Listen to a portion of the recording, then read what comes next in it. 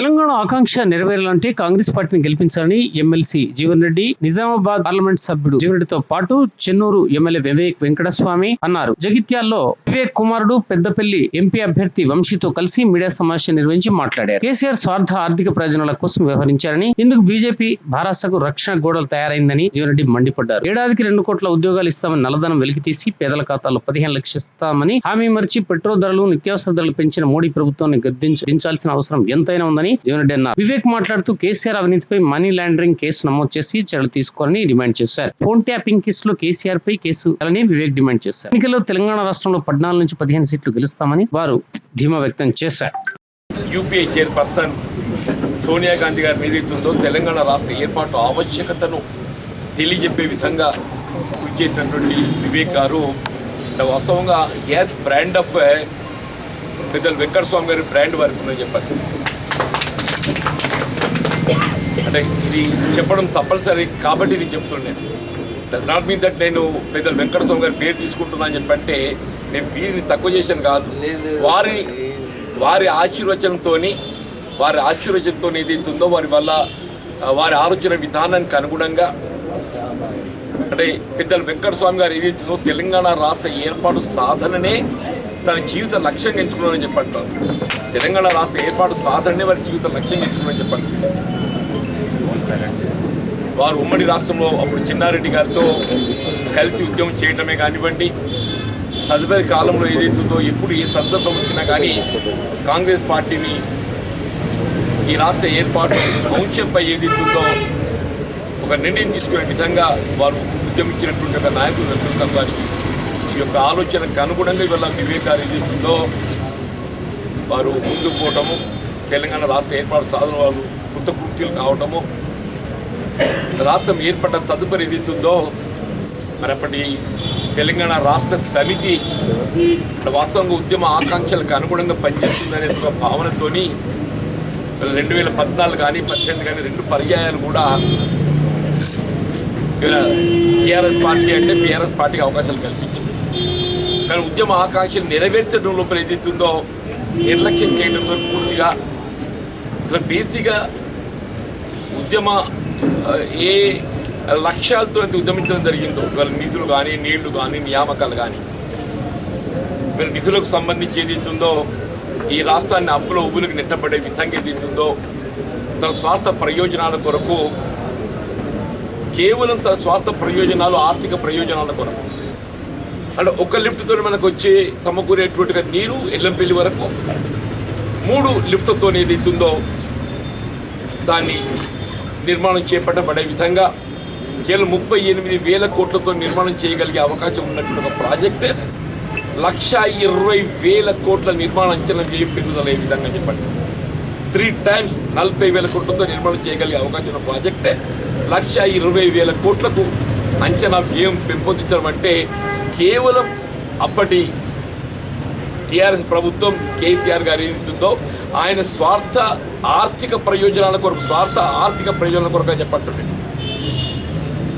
అలా ఏ బాబాసాహెబ్ బిఆర్ అంబేద్కర్ గారి పేరట ఏదైతుందో వెంకటస్వామి గారు బాబాసాహెబ్ బిఆర్ అంబేద్కర్ గారి పేరట నిర్మాణం తలపెట్టిన ఒక ప్రాజెక్టును వాళ్ళు ఎవరే కానీ రాజ్యాంగ నిర్మాత బాబాసాహెబ్ బిఆర్ అంబేద్కర్ గారు చెప్పండి తెలంగాణ రాష్ట్ర ఏర్పాటు కల సాకారం కాగలరని జరిగిందని చెప్పంటే బాబాసాహెబ్ బిఆర్ అంబేద్కర్ గారి వారి దూరదృష్టితోని రాజ్యాంగంలో ఆర్టికల్ 3, 4 అనుగుణంగా రాష్ట్రాలకు సంబంధం లేకుండా రాష్ట్ర విభజనే కానీ, నూతన రాష్ట్రాల ఏర్పాటే కానీ, సరిహద్దుల మార్పిడే కానీ కేవలం కేంద్ర ప్రభుత్వ పరిధిలోని అంశంగా దాన్ని చేర్చబడడంతో తెలంగాణ రాష్ట్ర ఏర్పాటు కల సాకారం కావడం జరిగిందని చెప్పారు. అమలు చేయబడే విధంగా కాంగ్రెస్ పార్టీ ఏదైతుందో ఆ పాటలో బాబాసాహెబ్ అంబేద్కర్ గారు చూపిన పాటలో కాంగ్రెస్ పార్టీ నడిచిందని చెప్పండి. ఒక విజయం ఇవాళ ఏదైతుందో ఈ దేశ నిర్మాణానికి తోడ్పడే ఒక విజయం అని చెప్పి, ఈ దేశ నిర్మాణానికి తోడ్పడే విజయం అని చెప్పండి. ఇవాళ ఏదైతుందో మన దగ్గర 17 స్థానాలు ఉన్నాయి. ఈ 17 స్థానాలలో నాకైతే 17 గెలవగలుగుతామన్న విశ్వాసం ఉంది. 17 కాదు, ఓటు 2 అటు ఇటు అయినా కానీ, ఓటు 2 అటు ఇటు అయినా కానీ 10, 14, 15 అయితే ఖచ్చితంగా వస్తాయని చెప్పండి. కాబట్టి ఇక్కడ ఇటు నిజామాబాద్ పార్లమెంటే కానివ్వండి, అంటే పెద్దపల్లి పార్లమెంటే కానివ్వండి, ఇవన్నీ జగిత్యాల జిల్లాకు సంబంధించి ఉన్నటువంటి ఒక ఈ ప్రాంతం. ఇక్కడ ధర్మపురి శాసన నియోజకవర్గం ఏదైతుందో పెద్దపల్లి పార్లమెంట్ నియోజకవర్గం, అట్లాగే జగిత్యాల కోరుట్ల ఏదైతున్నదో ఈ రెండు మన నిజామాబాద్ పార్లమెంట్ నియోజకవర్గంలో అంతర్భాగం అని చెప్పండి.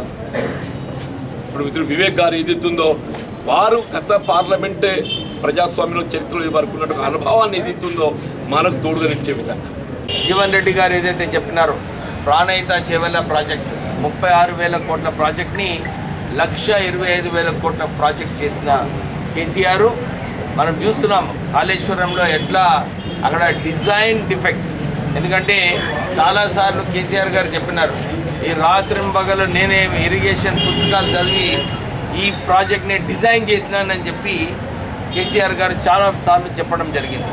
కానీ ఏమైంది, కేవలం కమిషన్లు దోచుకోనికే ఈ ప్రాజెక్ట్ని కాళేశ్వరంలో మార్చి ఈ ప్రాజెక్ట్ని 1,25,000 కోట్ల రూపాయలు చేస్తారు. మొన్న ఎలక్ట్రల్ బాండ్స్లో కూడా చూసినాం మనం. ఈ ఎలక్ట్రల్ బాండ్స్లో ఎవరైతే కాంట్రాక్టర్ ఈ కాళేశ్వరం ప్రాజెక్టులో పనిచేస్తారో వాళ్ళే ఎక్కువ నిధులు ఎలక్ట్రల్ బాండ్స్ ద్వారా టీఆర్ఎస్ పార్టీకి డొనేట్ చేయడం జరిగింది. అంటే మన తెలంగాణ ప్రజల పైసలు కాంట్రాక్టర్ ద్వారా మళ్ళీ కల్వకుంట్ల కుటుంబానికి ఈ నిధులు రావడం జరిగింది. మేము డిమాండ్ చేస్తున్నాము, మనీ లాండరింగ్ కేసులో మనీ లాండరింగ్ ఏదైతే పిఎంఎల్ఏ కేసు ఉందో ఎన్ఫోర్స్మెంట్ డైరెక్టరేటు వీళ్ళ మీద కేసులు పెట్టి ఈ పైసలు ఎవరైతే బీద ప్రజల పైసలు తెలంగాణ ప్రజల పైసలు ఏదైతే దుర్వినియోగం చేస్తారో ఈ ప్రాజెక్ట్ కట్టడం వలన కమిషన్లు దోచుకొని మళ్ళా పార్టీకే మళ్ళా ఎలక్ట్రల్ బాండ్స్ ద్వారా ఏదైతే ఇచ్చినారో దాంట్లో కేసు పెట్టాలని చెప్పి మేము 10 సంవత్సరాలు ఏదైతే కేసీఆర్ అహంకారంగా ఈ రాష్ట్రాన్ని పరిపాలించినారో ఈ ఫోన్ ట్యాపింగ్ ఇది ఒక పెద్ద అఫెన్స్ అన్నమాట, క్రిమినల్ అఫెన్స్. యాక్చువల్లీ పార్లమెంట్లో ఇంతకుముందు ఫోన్ ట్యాపింగ్ అయినప్పుడు చట్టం తీసుకొచ్చినారు, ఏ పరిస్థితులలో కూడా ఫోన్ ట్యాపింగ్ చేయొద్దు, కేవలం chief secretary of the state వారు స్పెషల్ సర్కమ్స్టాన్సెస్లో ఎక్కడైతే దేశానికి వ్యతిరేకంగా ఎవరైనా పనిచేస్తే వాళ్ళ ఫోన్లే కేవలం ట్యాప్ చేయాలి, లేకుంటే సామాన్యుని టెలిఫోన్స్ ఇక్కడ కూడా ట్యాప్ చేయొద్దని చెప్పి చట్టం పార్లమెంట్లో పాస్ చేయడం జరిగింది. దాని తర్వాత ఈ కేసీఆర్ ప్రభుత్వం ఏదైతే ఎక్విప్మెంట్ ఇంపోర్ట్ చేసినారో అది చట్టం ప్రకారంగా చట్టం విరుద్ధంగా వారు ఇంపోర్ట్ చేయడం జరిగింది. వాళ్ళు ఈ ఫోన్ ట్యాపింగ్ కేసులో సరైన చర్యలు తీసుకోవాలి. ఎట్లా ఈ ఎక్విప్మెంట్ ఇల్లీగల్గా ఈ దేశానికి ఎట్లా వచ్చింది, ఈ ఎక్విప్మెంట్ ద్వారా ఎందుకు వాడుకోవడం జరిగింది ఈ రాష్ట్ర ప్రభుత్వం ఆ రోజులలో అని చెప్పి కేంద్ర ప్రభుత్వము ఈ ఫోన్ ట్యాపింగ్ కింద కేసీఆర్ పైన కేసు పెట్టాలని చెప్పి మేము డిమాండ్ చేస్తున్నాము. ఈ వచ్చే ఎలక్షన్లలో రేవంత్ రెడ్డి గారు చెప్పినట్టు ఇది ఒక రెఫరెండము, అన్ని చోట్ల కూడా అన్ని వాగ్దానాలు ఏదైతే ఇచ్చిందో కాంగ్రెస్ పార్టీ అది అమలు చేస్తుంది. ప్రజలందరూ కూడా నిజంగానే ప్రజాపాలన ఏదైతే ఎదురు చూస్తున్నారో ప్రజలు ఎక్కడ పోయినా కానీ ప్రజలు ఇదే చెప్తున్నారు, సార్ మాకు ఇంతకుముందు స్వేచ్ఛ లేకుండింది, కేవలం పోలీస్ కేసులు పెట్టడము, మా పైన జైలుకి పంపించడము ఇవన్నీ జరిగేటి. మేము కూడా మా సమస్యలు ఏదైతే ఉన్నాయో మేము ఎమ్మెల్యే దగ్గర పోయి మేము అడగడానికి కూడా భయం ఉండేది, కానీ మాకు ఇప్పుడు స్వేచ్ఛ వచ్చింది. ఏది ఉన్నా కానీ మేము మా ఎమ్మెల్యేను మా మంత్రులను కలిసి ఆ సమస్యలు ఏమున్నాయో చెప్పుకోవడానికి ఒక అవకాశం వచ్చింది. సెక్రటేరియట్ కూడా మీరు చూస్తున్నారు, అప్పుడు ఎమ్మెల్యేలు కూడా సెక్రటేరియట్ పోయే పరిస్థితి లేకుండే, కానీ ఈరోజు ప్రజలందరూ కూడా వారి సమస్యలు సెక్రటేరియట్ పోయి ముఖ్యమంత్రి గారితో మంత్రులతో ఆఫీసర్లతో వారితో చర్చించుకొని వారి సమస్యలన్నీ కూడా వారు పరిష్కరించడం జరుగుతుంది. అంటే ఇలాంటి ప్రజాపాలనను ప్రజలందరూ కూడా గౌరవిస్తున్నారు. ఈ వచ్చే ఎలక్షన్లలో వాళ్ళు డెఫినెట్లీ కాంగ్రెస్ పార్టీ అభ్యర్థులను 14 నుంచి 15 సీట్లు ఓటేసి గెలిపిస్తారని చెప్పి గట్టి నమ్మకంతో ఉన్నాము. ప్రత్యేకంగా నిజామాబాద్ కాన్స్టిట్యున్సీలో ఎందుకంటే జీవన్ రెడ్డి గారు చాలాసార్లు మా నాన్నగారు ఎలక్షన్లో ధర్మపురిలో అప్పుడు క్యాంపెయిన్ చేయడం జరిగింది. నా ఎలక్షన్లో కూడా ఫస్ట్ టైం నేను వచ్చినప్పుడు జీవన్ రెడ్డి గారే అక్కడికి వచ్చి బతుకపల్లిలో చాలా చక్కగా క్యాంపెయిన్ చేసి ఎందుకు ఓటు వేయాలి అప్పుడు నా కాంగ్రెస్ పార్టీకి అని చెప్పి వారు చెప్పడం జరిగింది. 1969 యాజిటేషన్ నుంచి, తెలంగాణ యాజిటేషన్ నుంచి కాకా వెంకటస్వామి గారు బుల్లెట్ గాయాలకు కూడా లెక్క చేయకుండా తెలంగాణ కోసం పోరాటం జరిగింది. అది మీ అందరికీ తెలిసిన విషయమే. తెలంగాణ వచ్చిన తర్వాతనే నేను కన్ను మూస్తా అని చెప్పి వెంకటస్వామి గారు ఆ పట్టుదలతోటి తెలంగాణ కోసం పోరాటం జరిగింది. చాలామంది యువకులకు 10 సంవత్సరాలు ఈ టీఆర్ఎస్ నియంత్రిత పాలన చూసి కాంగ్రెస్ ప్రభుత్వం ఎట్లుంటుంది, కాంగ్రెస్ ప్రభుత్వంలో ఎన్ని మంచి ప్రోగ్రామ్స్ జరిగినాయని చెప్పి బహుశా తెలియకపోవచ్చు. ఎందుకంటే 10 సంవత్సరాల క్రితము ఫస్ట్ టైం ఓటర్సు కాంగ్రెస్ ప్రభుత్వం హయాంలో, అప్పుడు కాకా గారి టైంలో కూడా పెన్షన్ అనేది ఫస్ట్ దేశవ్యాప్తంగా అమలు చేసింది కాకా వెంకటస్వామి గారు అని చెప్పి మీ అందరికీ ఒకసారి తెలియజేస్తున్నప్పుడు వాళ్ళకి తెలియదు. పాపం వాళ్ళు అడుగుతుండే కాంగ్రెస్ ప్రభుత్వం వస్తే మాకు పెన్షన్ వస్తుందా, రేషన్ వస్తుందా అని చెప్పి చాలామంది టీఆర్ఎస్ నాయకులు తప్పుడు ప్రచారం చేయడం జరిగింది అప్పుడు. అయితే ఈ రేషన్ సిస్టమ్ కూడా కాంగ్రెస్ ప్రభుత్వంలో అప్పుడు కాకా గారి టైంలోనే ఫస్ట్ అమలు చేయడం జరిగిందని చెప్పి మళ్ళొకసారి మీ అందరికి తెలియజేస్తున్నాను. ఇవి ఎందుకు చెప్తున్నానంటే మన ఇంట్లో ఇప్పుడు ఈ ముచ్చట జరగడం అవసరం. కాంగ్రెస్ ప్రభుత్వము ఉన్నప్పుడు మన దేశానికి, మన రాష్ట్రానికి ఎన్ని మంచి పనులు చేసినారో అని చెప్పి ఒకసారి గుర్తు చేసుకునే సమయం వచ్చింది. తెలంగాణ అనే రాష్ట్రము కాంగ్రెస్ పార్టీ ద్వారానే సాధ్యమైంది. శ్రీమతి సోనియా గాంధీ గారు అప్పుడు ఎన్ని కష్టాలు వచ్చినా మా నాన్న వివేక్ వెంకటస్వామి గారు మరి ఇతర ఎంపీస్ అందరూ పోరాడి కాంగ్రెస్ పార్టీలో ఉన్నప్పటికీ శ్రీమతి సోనియా గాంధీ గారికి వెళ్ళి ప్రెషర్ చేసి తెలంగాణ వస్తే బాగుంటుందని చెప్పి, తెలంగాణ వస్తే మన జీవితాలు, మన బతుకులు మారిపోతాయని చెప్పి నమ్మిన వాళ్ళు అప్పుడు కాంగ్రెస్ పార్టీ ద్వారానే తెలంగాణ మనం సాధించుకున్నామని చెప్పి నేను మళ్ళొకసారి అందరికీ గుర్తు చేస్తున్నాను.